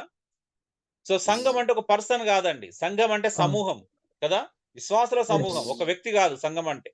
గుర్తుపెట్టుకోండి. కొంతమంది పాస్టర్లు కూడా సంఘం అంటే నేను ఒక్కరినే అన్నట్టుగా కూడా ప్రవర్తిస్తూ ఉంటారు. తప్పండి. దయచేసి అలాంటి పరిస్థితిని మనం ఎంకరేజ్ చేయకూడదు. చూడండి, ఇంతకుముందు చెప్పాను కదా, అపొస్తలుల కార్యం 5:40 ప్రతి దినం దేవాలయంలోను ఇంటింటను మానక బోధించుచు యేసే క్రీస్తని ప్రకటించుచుండిరి. దేవాలయంలో ఏం చేస్తున్నారండి వీళ్ళు? అపొస్తలులు దేవాలయానికి వెళ్ళి ఏం చేస్తున్నారు? హేరోదు దేవాలయానికి వెళ్ళి ఏం చేస్తున్నారు? యేసే క్రీస్తుని ప్రకటించుండ్రి. సువార్తను బోధిస్తూ యేసే క్రీస్తని ప్రకటిస్తున్నారంట. అందుకే వాళ్ళని హింసించారు అక్కడ. అవునా? యాజకులు ఊరుకుంటారా అండి అక్కడ యేసే క్రీస్తని ప్రకటిస్తే? ఊరుకోరు. మరి ఇంతమంది మేము కూడా యాజకులు అన్నారు కదా, మరి మీరు యాజకులు అలాంటి యాజకులేనా?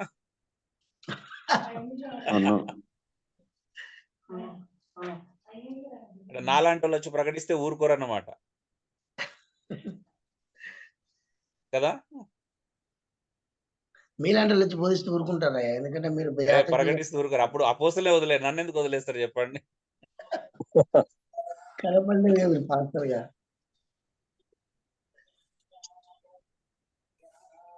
ఒక్క సండే నేను మీ సంఘాలకు వస్తే నన్ను తరుముతారు, రెండో సండే రానివ్వరు.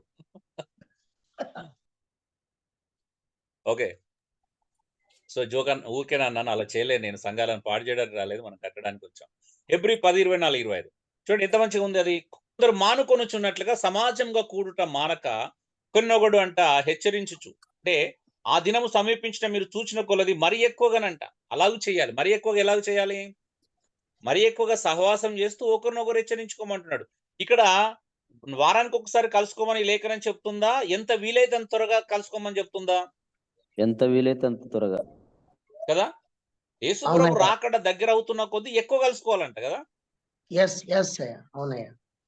కలుసుకొని ఏం చేయాలా? ప్రార్థించాలి, హెచ్చరించుకుంటూ. తప్పండి, చెక్క భజన చేయాలి కలుసుకొని. ఒకరినొకరు హెచ్చరించుకోవాలి.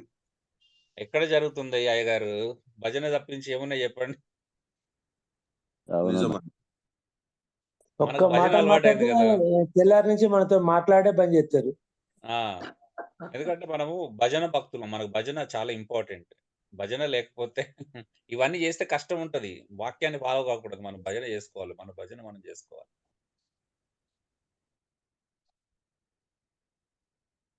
స్టార్ట్ అవుతుంది ఇక నా మీద వ్యతిరేకత రెండో రోజు నుంచి ఈ వారం అంతా కూడా.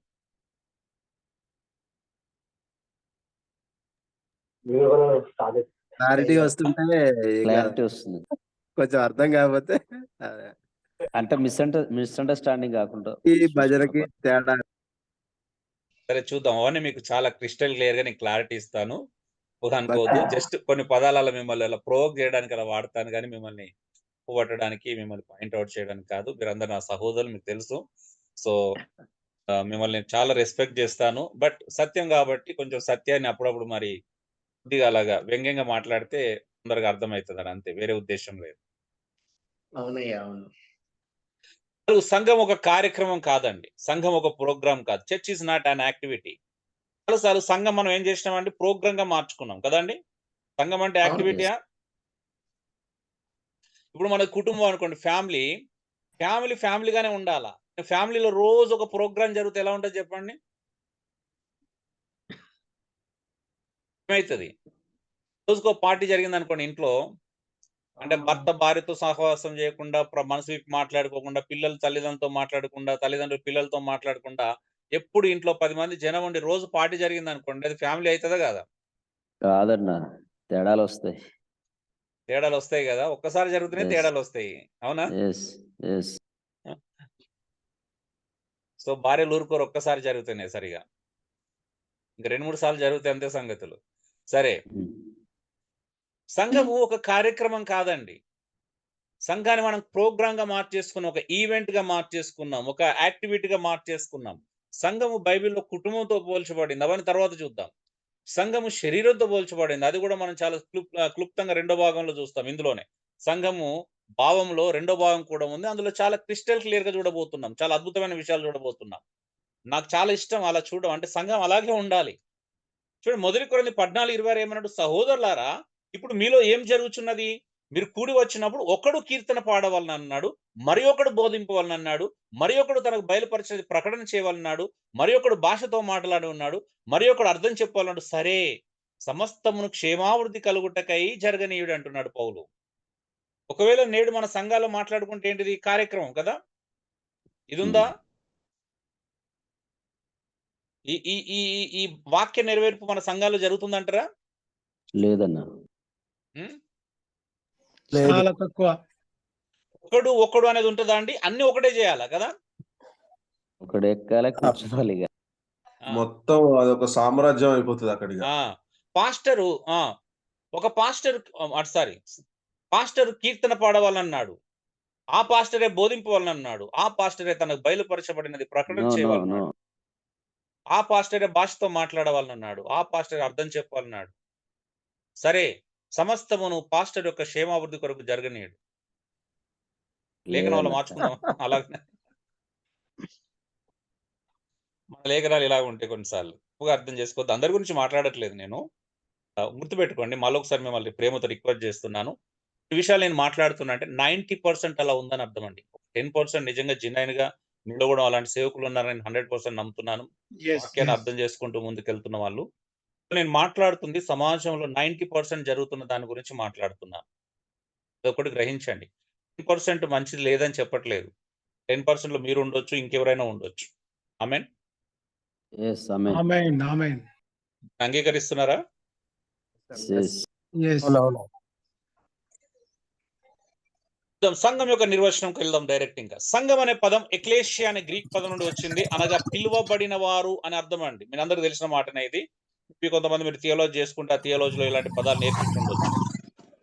బుల్లెట్ల సౌండ్లు వినబడుతున్నాయి. వెంటనే మ్యూట్ చేసుకోండి. రత్నం అయ్యా గారు. మీట్లో పెట్టుకోండి, దయచేసి క్లాస్ డిస్టర్బెన్స్ చేయకండి అయ్యగారులు.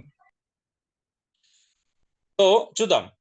సంఘం అనగా దేవుని సమాజము లేక దేవుని ప్రజలు అని అర్థం కానీ పైన చెప్పబడే తప్పుడు అభిప్రాయాలకు సంబంధించినది కాదు అండి. మనం 4 విషయాలు చూసాం. సంఘం అంటే కట్టడం కాదు. సంఘం అంటే ఒక వ్యక్తి కాదు. సంఘం అంటే ఒక కార్యక్రమం కాదు. ఇవన్నీ చూసాం. సో మరి సంఘం అంటే ఏంటి? సంఘం అంటే దేవుని యొక్క సమాజం లేక ప్రజలు. సో చెప్పబడినటువంటి తప్పుడు అభిప్రాయాలకు సంబంధించినవి కాదు. వాస్తవానికి చర్చ్ అనే పదం లాటిన్ పదం నుండి వచ్చిందండి. చర్చ్ అనే ఆంగ్ల పదం లాటిన్ భాష నుండి తీసుకున్నారు. సో కాబట్టి సంఘం అన్న చర్చ్ అన్న 2 వేరు అర్థాలతో కూడిన పదాలు కాదు. మనం ఎలా తీసుకున్నామంటే సహోదరుడు అంటే ఒక అర్థం తీసుకున్నాం, బ్రదర్ అంటే ఒక అర్థం తీసుకున్నట్టు తీసుకున్నాం. సహోదరుడు అన్న బ్రదర్ అన్న ఒకటేనా వేరువేరా అండి? ఒకటే అన్న. సహోదరుడు అంటే మనిషి, బ్రదర్ అంటే స్తంభం కదా? సహోదరుడు తెలుగు, బ్రదర్ అనేది ఇంగ్లీష్. అదే మన సంఘం అంటే మనుషులు, విశ్వాసులు, చర్చ్ అంటే గుట్టలు కదండి, మందిరం కదా. కాదన్న. పిలువబడిన వారందరూ. సో ఎందుకంటే మీలో కొంతమందికి అభిప్రాయాలు ఉన్నాయి. వాటిని కొంచెం క్లారిటీ ఇవ్వడానికి చెప్తాను. దయచేసి అందరు గమనించండి. సంఘం అన్న చర్చ్ అన్న 2 ఒకటే అండి. సంఘం అంటే ప్రజలు, చర్చ్ అంటే బిల్డింగ్ కాదండి. చర్చ్ అంటే మందిరం కాదు. మనం పిలుచుకుంటున్నాం అలాగా. పిలుచుకున్నంత మాత్రాన బైబిల్ యొక్క అర్థం మారదు. మారుతుందా అండి? మారదు. ఇప్పుడు ముస్లింలు 1000 సార్లు 1,00,000 సార్లు యేసు ప్రభు సిలువ వేయబడలేదని చెప్పినంత మాత్రాన అది వాస్తవం అయిపోతుందా? కాదు. ఇప్పుడు మనం ఒక 4 గోడల ఊరికే చర్చి చర్చి చర్చి అని ఒక 500 సంవత్సరాల నుంచి పిలుచుకుంటూ వచ్చినాం. అందుకే అదే చర్చ్ అయిపోయింది మనకు. అంత మాత్రాన అది చర్చ్ అయిపోతుందా? కాదు. మరి ఏంటిదైతే చర్చి? చర్చ్ అంటే ఏంటిది? సంఘాసుల విశ్వాసుల సమూహమే. విశ్వాసుల సమూహమే సంఘం. సంఘం. Theological dictionary of the Bible ఏమన్నాడంటే చూద్దాం. ఇలా వివరిస్తుంది.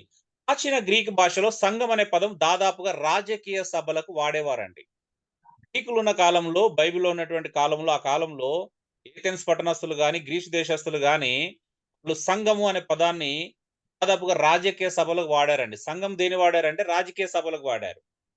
అంటే వాళ్ళు కూడుకున్నారు అనుకోండి, ఒక రాజకీయ అంశాలు చర్చించుకోవడానికి కూడుకున్నారు అనుకోండి, దాన్ని ఏమని పిలిచేవారంటే సభ అని పిలిచేవారు. సభ. చూడండి ఇప్పుడు కూడా మనము కొన్ని చర్చెస్ కి కొన్ని పేర్లు పెట్టుకున్నారు కదా, అసెంబ్లీస్ ఆఫ్ గాడ్. అసెంబ్లీ అనేది దేనికి సంబంధించిన పదం అండి? రాజకీయ సంబంధించింది కదా. అసెంబ్లీ అనేది రాజకీయానికి సంబంధించిన పదం. మనకు అసెంబ్లీ ఉంది కదా, ప్రతి స్టేట్ లో ఒక అసెంబ్లీ ఉంటుంది, అవునా? ఎందుకు వాడారు మరి? అసెంబ్లీ అనే పదాన్ని తీసుకొచ్చి సంఘానికి ఎందుకు వాడారండి? ఎక్కడో ఉన్నటువంటి రాజకీయ సంబంధమైనటువంటి పదజాలాన్ని దైవికమైనటువంటి సంఘానికి ఎందుకు వాడారు చెప్పగలుగుతారా? సో రాజకీయ అనే పదాన్ని వాడుకున్నారు అపోస్తులు. ఆ పదాన్ని సంఘానికి కూడా వాడారు. చూడండి, ఏథెన్స్ అనే పట్టణం సంబంధించిన సంగతులను చర్చించడానికి పౌరులు సమావేశమైన సభని ఈ పదం సూచిస్తుంది. సభ అనే పదం అపోస్తుల కార్యంలో 3 సార్లు 19:32, 39, 41 మనం చూస్తాం. మీకు తెలుసు ఈ సందర్భము పౌలు మీద నేరారోపణ చేసినప్పుడు, ఆయన విగ్రహాలను దూషిస్తున్నాడు అని నేరారోపణ చేసినప్పుడు పౌలుని విచారించడానికి ఈ సభను ఆరంభించారు. ఏథెన్స్ పట్టణంలో పిలిచి ఏమన్నారు? ఇది క్రమమైన సభలో తేల్చుకుందాము. ఇలా చెప్పి సభ ముగించెను. సభ గలిబిలిగా ఉండని 3 మాటలు అక్కడ చూస్తాం, అవునా? 19:32, 39, 41లో సభ గలిబిలిగా ఉండెను, క్రమమైన సభలో తేల్చుకుందాము, ఇలాగూ చెప్పి సభను ముగించెను. సో సభ అనే పదము సంఘము అనే పదానికి ఫస్ట్ సభ అనే పదం వాడబడింది. అసెంబ్లీ. సభ అంటే ఏంటిది? అసెంబ్లీ. ఏం చేయాలా? అదే ఇప్పుడు అసెంబ్లీలో చైర్లు మైకులతో కొట్టుకున్నట్టుగా సంఘాలు కూడా కొన్ని మెయిన్ లైన్ చర్చెస్ లో కూడా మైకులతో కొట్టుకుంటున్నారు కదా సభలో. రక్తాలు గారేటట్టు కూడా కొట్టుకుంటున్నారు కొన్ని మెయిన్ లైన్ చర్చెస్ లో, డబ్బుల కొరకు, అధికారం కొరకు. సో అలాగే అయిపోయింది. రాజకీయ సభ అంటే రాజకీయ సభను సంఘాలు కూడా చూపిస్తున్నాం, మనం చూపిస్తున్నాం నిజంగానే తెలియకుండానే. రెండోది, సంఘం అనే పదం రెండో రీతిగా సెప్టుజెంట్ అనగా హెబ్రీ భాష నుండి గ్రీక్ భాషలోనికి అనువాదం చేయబడిన పాత నిబంధనలో వాడబడినది. ఇక్కడ ఇశ్రాయేలు సంఘమును సూచిస్తుంది. అంటే పాత నిబంధనలో మనము హెబ్రీ నుండి గ్రీక్ భాషలోకి బైబిల్ తర్జుమా చేస్తున్నప్పుడు వీళ్ళు కూడుకున్నప్పుడు దాని సంఘం అని పిలిచారండి. మీరు సంఘం అనే పదం క్రొత్త నిబంధనలో మొట్టమొదటిసారిగా వాడబడలేదు. పాత నిబంధన కాలంలో ఇశ్రాయేలు సంఘము, ఇశ్రాయేలు సర్వసభ్య సమాజము ఎదుట సంఘము, సమాజం అనే పదాలు విరివిగా వాడబడ్డాయి, అవునా అండి? మీరు పాత నిబంధనలో ఇశ్రాయేలు ప్రజలు కూడుకున్నప్పుడు సంఘము, సమాజం అనే పదాలు విరివిగా వాడబడ్డాయి. సంఘం అనేది కొత్త పదం కాదు. సో మూడోది, అతి ప్రాముఖ్యంగా సంఘం అనే పదం యేసుక్రీస్తు విశ్వాసులకు సూచిస్తుంది. రాల్ఫ్ షెర్వ్ అనే గ్రంథకర్త ఏమన్నాడంటే, తన the word meaning new testament అనే పుస్తకం ఇలా రాశాడు. ఎక్లేష్ అనే పదం క్రొత్త నిబంధనలో 115 సార్లు వాడబడిందండి. అంటే చర్చ్ అనే పదం క్రొత్త నిబంధనలో 115 సార్లు ఉంది. సువార్తల్లో కొన్నిసార్లు చూస్తాము, మిగతా సందర్భంలో పౌలు పత్రికలో, ఇతర పత్రికల్లో చాలా సార్లు చూస్తాం. చూడండి, 3 సార్లు మత్తయి సువార్తలో చూస్తాం సంఘం అనే పదం. 16-18లో చూస్తాం. అలాగే మత్తయి సువార్త 18వ అధ్యాయం 16-17 సార్లు 16-17 వచనాలు చూస్తాం. అంటే సంఘం అనే పదం మత్తయి సువార్తలో 3 సార్లు ఉంది. అపోస్తుల కార్యంలో 24 సార్లు ఉంది సంఘం అనే పదం. అలాగే పౌలు పత్రికలలో 60 సార్లకు మించి సంఘం అనే పదాన్ని మనం చూస్తున్నాం.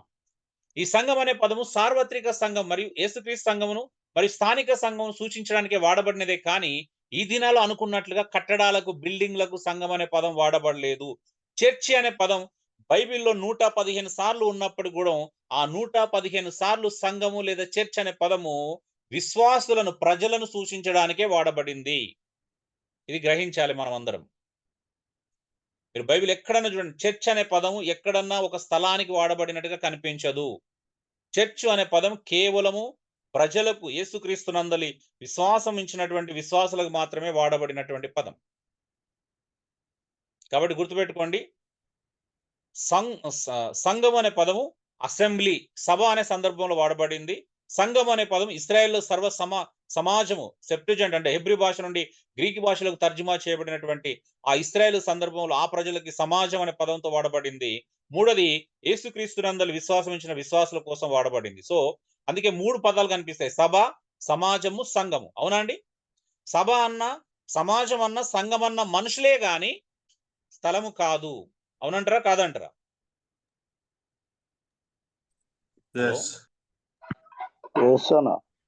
సభ అన్న, సమాజం అన్న, సంఘం అన్న ప్రజల స్థలమా? ప్రజలు కూడుకుంటేనే. ప్రజలను మాత్రమే అన్నారు. మీకు తెలుసా అండి, ఒక ఆశ్చర్యం కలిగించే విషయం చెప్తున్నాను, మీరు ఒకసారి ఆలోచించండి. హిందువులకి ఒక ఆలయం ఉంది అని అంటే, ఆలయం ఉంది, అక్కడ పూజ జరిగినా జరగకపోయినా, అది బూజు పట్టిపోయినా, దాన్ని ఎవరు పట్టించుకోకపోయినా, అది ఖాళీగా శిథిలావస్థ స్థితిలో ఉన్న దాన్ని ఏమని పిలుస్తారండి? ఆలయం. ఆలయం అనే పిలుస్తారు, దేవాలయం అని అంటారు. అలాగే మసీద్ అంటే దర్గా కానీ ఏదన్నా ఉంటే, వాళ్ళు కాడ మనుషులు ఉన్నా లేకపోయినా, ప్రార్థనలు జరిగినా జరగకపోయినా దాన్ని ఏమంటారు? మసీద్ అంటారు. బాగా గుర్తుపెట్టుకోండి. అది ఈవెన్ సిక్కులు కూడా గురుద్వారా ఉంది అంటే అక్కడ ఏం జరిగినా జరగకపోయినా అది గురుద్వారా అంతే. గురుద్వారా అనే స్థలాని పేరా, మనుషుల పేరా? స్థలానికి పేరు. మసీద్ అని మనుషుల పేరా, స్థలాని పేరా? స్థలానికే పేరు. హిందువులు దేవాలయం పిలుచుకుంటుంది మనుషులనా, స్థలాన్నా? స్థలాన్నే. గుర్తుపెట్టుకోండి. హిందువులకు దేవాలయం ఎలాగో, ముస్లింలకు మసీద్ ఎలాగో, సిక్కులకు గురుద్వారా ఎలాగో, క్రైస్తవులకు చర్చ్ అలా కాదండి. చర్చ్ అంటే ఎవరు? క్రైస్తవులకి విశ్వాసులు. చూడండి ఎంత తేడా అండి, అర్థం ఉందా? క్రైస్తవానికి ఉన్నటువంటి గొప్పతనాన్ని మనమే పాడు చేసుకుంటున్నామండి. క్రైస్తవంలో ఉన్నటువంటి ఆ అంతర్లీనమైనటువంటి అర్థవంతమైనటువంటి పదాలను మనం తప్పుగా వాడుకుంటే, వాళ్ళు కూడా ఏమనుకుంటున్నారు, ఓకే మాకు ఇట్లా మసీద్ ఉన్నట్టు వీళ్ళకి చర్చ్ ఉంటది అనుకుంటున్నారు. అండర్స్టాండింగ్ వాళ్ళకి ఇచ్చింది ఎవరు? మన వాళ్ళే. బాబు మీలాగా మీకు దేవాలయం ఎలాగో మాకు చర్చ్ అలాగా కాదు, మీ మసీద్ ఎలాగో మాకు చర్చ్ అలాగా కాదు, మీకు గురుద్వారా ఎలాగో మాకు చర్చ్ అలాగా కాదు. ఎందుకంటే అక్కడ మనుషులు ఉన్నా లేకపోయినా వాటికి అదే పేరు, అది స్థలాన్ని పెట్టుకున్న పేర్లు. చర్చ్ అంటే ఇక్కడ స్థలం కాదు, ఒక బిల్డింగ్ కాదు, మేమేరా బాబు అనే అండర్స్టాండింగ్ మనం ఇవ్వగలుగుతున్నామా చెప్పండి? ఇవ్వలేకపోతున్నాం. లేదు ఇవ్వలేకపోతున్నాం. మళ్ళీ దీన్ని ఎవరైనా అటాక్ చేస్తే మనం ఏడు మొక్కలు పెట్టుకొని, దుఃఖ మొక్కలు పెట్టుకొని, అయ్యో మా చర్చ్ గులగొట్టిరనండి. చర్చ్ ఎవడు గులగొట్టలేడు. చర్చ్ టచ్ చేస్తే యేసుప్రభు ఊరుకోడు. అవునా? చర్చ్ అంటే యేసుక్రీస్తు యొక్క స్వరక్తం చేత స్థాపించబడింది అది. అవునా? రాళ్లతో రప్పలతో కట్టబడింది కాదు. మరికొన్ని లేఖనాలు గమనించడం చూడండి. అదే చెప్తున్నాను. ఎప్పుడు అప్సర్ గారు 20 దేవుడు తన స్వరక్తం ఇచ్చి సంపాదించిన సంఘమును కాయుటకు శుద్ధాత్మ మిమ్మను దేని అందు అధ్యక్షులనుగా ఉంచెనో ఆ యావత్తు మందను గూర్చి మీ మట్టుకు మిమ్మల్ని గూర్చి జాగ్రత్తగా ఉండండి. పెద్దలకు ఇస్తున్నటువంటి సందేశం ఇది, సంఘ పెద్దలకు ఇస్తున్న సందేశం. మరి సంఘ పెద్దలు దీన్ని సీరియస్ గా తీసుకున్నారు. ఏమంటున్నాడు పౌలు? దేవుడు తన స్వరక్తం ఇచ్చి సంపాదించిన తన సంఘము, ఆ సంఘ ఈ కాయుట కంట శుద్ధాత్మ దేవుడు మిమ్మల్ని దేని అందు అధ్యక్షులను ఉంచెను అంటే, ఏ పని అందు మిమ్మల్ని అధ్యక్షులుగా ఉంచెనో అంటే ఆ యావత్తు మందను గురించి, అంటే సంఘమును గురించి, మీ మట్టుకు మిమ్మల్ని గురించి జాగ్రత్తగా ఉండండి. అసలు ఈ 2 జాగ్రత్తలు నేను చాలా మంది సేవకులు చూడట్లేదు. మీరు తప్పుగా అనుకోవద్దు. అవునా? సెల్ఫ్ జాగ్రత్త లేదు, మందను గురించి జాగ్రత్త లేదు. ఉందా అండి? లేదు. అందుకే సంఘాలు ఇలా వాటి యొక్క స్థానం కోల్పోయినాం మనం, వాటి యొక్క బాధ్యతలనే విస్మరించేటువంటి స్థాయికి వచ్చేసినామండి. అందుకే ఇది చివరి టైం అవుతుంది. నేను 2 లేఖనాలు చదివి ఇప్పుడు ముగిస్తాను. 16 నాకును యావత్ సంఘమునకు ఆతిథ్యం ఇచ్చు గాయు మీకు వందనాలు చెప్తున్నాడు. యావత్ సంఘానికి ఆతిథ్యం ఇచ్చాడంట గాయు. ఆతిథ్యం ఇవ్వడం అంటే అర్థం ఏంటో తెలుసా అండి? సంఘానికి ఆతిథ్యం ఇవ్వడం అంటే ఏంటిది? ఒకరోజు ఇంట్లో ప్రేయర్ మీటింగ్ పెట్టుకుని భోజనం పెట్టడం కదా. అనుకున్నాం చాలా వరకు. అలాగే అనుకున్నారా? సంఘానికి ఆతిథ్యం ఇవ్వడం అంటే ఒక రోజు ఏదైనా ప్రేయర్ మీటింగ్ పెట్టుకొని భోజనాలు పెట్టడం. అవునా కదండి?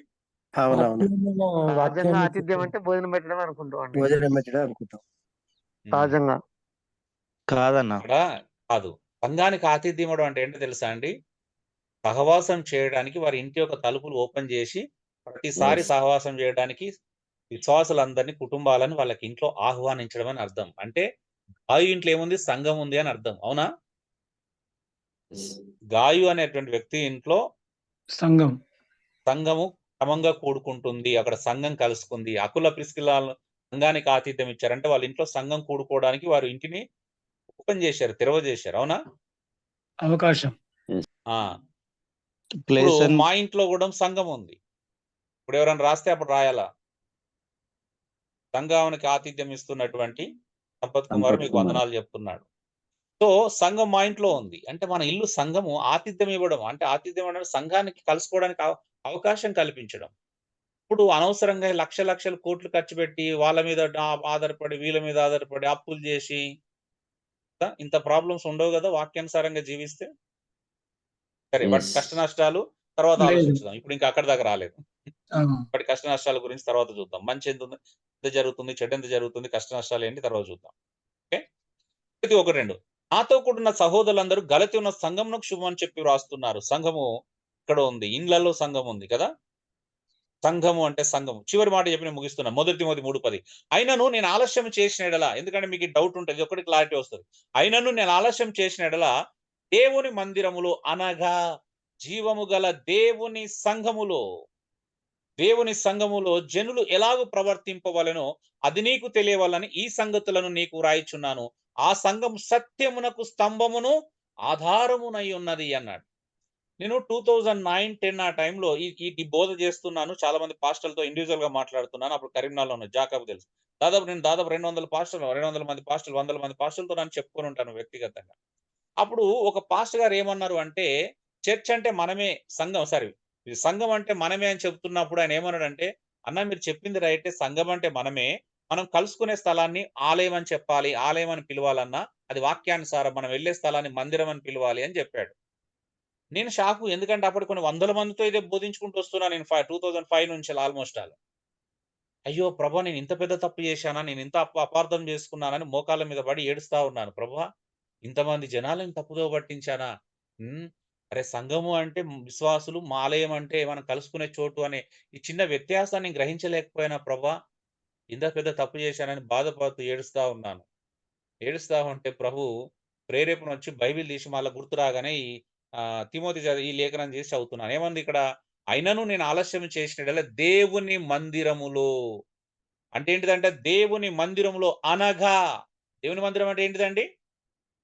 జీవము గల దేవుని సంఘము. అవునా? మందిరం అన్న సంఘం అన్న ఒకటేనా, వేరువేరా? ఒకటే. పరిశుద్ధాత్మ దేవుడు ఎక్కడ మీరు అపార్థం చేసుకుంటారు. మళ్ళీ ఆలయం అనగానే మళ్ళీ మీరు ఎక్కడికో యెరూషలేము ఆలయంలాగా హేరోదు మందిరం దగ్గరికి వెళ్ళిపోతారేమో అనుకున్నాడు. ఆలయం అంటే దేవుని మందిరం అంటే జీవము గల దేవుని సంఘము. మరి సంఘం దేనికి ఆధారం అంట? ఈ సంఘము సత్యమునకు స్తంభమును ఆధారం అయి ఉన్నది. సంఘం దేనికి ఆధారం అండి? సంఘములు ఏముండాలా? సత్యము. సంఘము సత్యానికి స్తంభము, సత్యానికి ఆధారమై ఉండాలి. మరి మన సంఘము సత్యం మీదనే కట్టబడుతుందా? సో సంఘము అంటే ఆలయం అన్నా, మందిరం అన్నా, సంఘం అన్నా అన్ని ఒకటే అండి. కాబట్టి చూడండి 3 యోహాను 6 వారు నీ ప్రేమను గురించి సంఘము ఎదుట సాక్ష్యం ఇచ్చారు. చూడండి ఈ ఒక్క మాట, సంఘము ఎదుటకు సంఘము లోపలకు వ్యత్యాసం ఉందా అండి? రెండు ఒకటేనా? గ్రామటికల్ గా చూడండి, ఎదుట లోపల ఏంటిది అర్థం తేడా? సంఘము లోపల, సంఘము ఎదుట వ్యత్యాసం ఏంటి? బయట. సంఘం ఎదుట, ప్రజల ఎదుట. లోపల అంటే అన్యజనులను దేవుని బిడ్డలు. అయ్యో అది ఎక్కడ వచ్చిందండి? అన్యజనులు దేవుని బిడ్డలు ఇక్కడ. సంఘము లోపల అనేది ఇన్ అన్నప్పుడు ఏమైతే ఒక ప్రదేశాన్ని సూచిస్తుంది. అవునా అండి? ఒక స్థలానికి సంబంధించిన పదం అవుతుంది. లోపల అన్నప్పుడు స్థలానికి సంబంధించిన పదం అవుతుంది. ఎదుట అన్నప్పుడు ఏంటిది? మనుషుల ఎదుట కదా, విశ్వాసుల ఎదుట కదా, ప్రజల ఎదుట. అవునా? తేడా ఉందా? ఎక్కడ సాక్ష్యం ఇచ్చారు? సంఘం లోపల ఇచ్చారా, సంఘం ఎదుట ఇచ్చారా? అంటే మన దృష్టిలో సంఘం లోపల అంటే ఏంటిది? చర్చి లోపల అంటే అర్థం ఏంటిదండి? స్థలము కదా. చర్చి ఎదుట అన్నప్పుడు అర్థం ఏమొస్తుంది? ప్రజలు అని అర్థం వస్తుంది. అందుకే మరి సంఘం ఎదుట సాక్ష్యం ఇచ్చిరి అని మాట చూస్తున్నాం. సో వాళ్ళు ఇది ఇంకా వేరే టాపిక్, మనం తర్వాత సందర్భంలో చూస్తాం. అంటే ఆయన అన్ని జనం వాళ్ళు ఏమి తీసుకున్నాక ఆయన నామ నిమిత్తం బయలుదేరి కనుక దేవుని తగినట్లైన వారి సాగనంపడానికి యుక్తంగా ఉండునంటే, నిజంగా వాళ్ళ పరిచర్యలో కానుకల విషయంలో ఎంత జాగ్రత్త వహించారని, సువార్త చెడిపోకుండా వహించారని చూస్తే అది చాలా ఆశ్చర్యం కలిగించేటువంటి విషయం అవుతుంది. సో నేను ఈ పాయింట్ కోసం ఆపానండి. కన్వీనర్ గారు నన్ను క్షమించాలి. ధ్యానించటకు తలంపులు ఇక్కడ ముగించడం కోసం ఇంకో 2 నిమిషాలు 3 నిమిషాలు ఎక్కువ తీసుకున్నాను. సో 5-6 నిమిషాలు. Thank you. God bless you all. మనం మిగతా క్లాస్ రేపు కంటిన్యూ చేద్దాం. Praise the Lord. Praise the Lord. ప్రభు నామమునకు